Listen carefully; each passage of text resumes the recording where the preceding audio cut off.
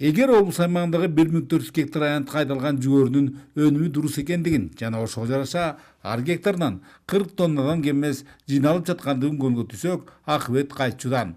Мына ушуга кубанышкан Нарын районундагы Жамбылак айыл аймагындагылар кышкысын төртүлүктүү орто семиздикти асыроодо миңдин бирден саналган силос бастыруу менен алек.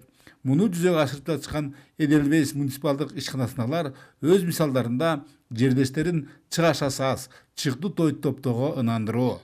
Биздин айыл аймакка жаңылык болуп атат. Биринчи көп жылдан бери биринчи жолу биз бастырып көрөлү, элге жаңылык кылалы, сандан сапатка өтүү деп азыр кичинекей эле гектардан аз эле чөп алып, аз эле тоют алып жүрсөк, мунун тоютту кошуусу эсеби боюнча 2 эсе, 3 эсе тоют даярдаса болот экен муну менен. Анткени нарындыктарга жаңылык жүгөрүнү айдап себүүдө жана чаап жыйноодо тиешелүү техникалар болбосо, иштин дароо эле шыдыр кетери арсар.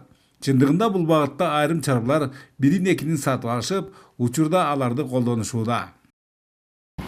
Теңиртоо жергесинде алгачкы жолу айдалганына карабастан, жүгөрүдөн быйыл мол түшүм болчудан. Бирок аны чап жыйноодо дароо эле маселелер жаралды. Мисалы үчүн мына бул менин артымдагы жүгөрү чап жыйноочу техника ишти арытпай, убакыттын көбү кетүүдө.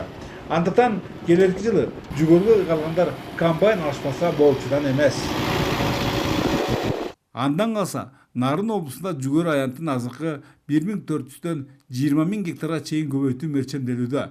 Ал эми мындай шартта сөзсүз түрдө кубаттуу техникалар талап кылынбай койбойт.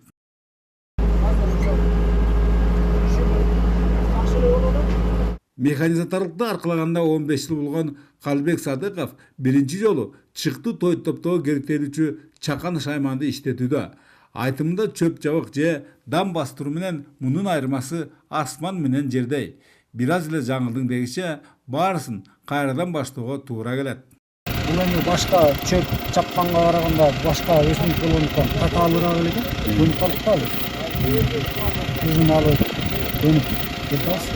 Бул көп жерге айдай турган болсо ошо мындан да чоңураак комбайн керек болот экен да. Эске салсак, чыкты тоютка зарыл анча-мынча техникалар өткөн жылы жүргүзүлгөн аймактык административдик кайра түзүүлөрдөн үнөмдөлгөн каражаттарга сатылып алынган.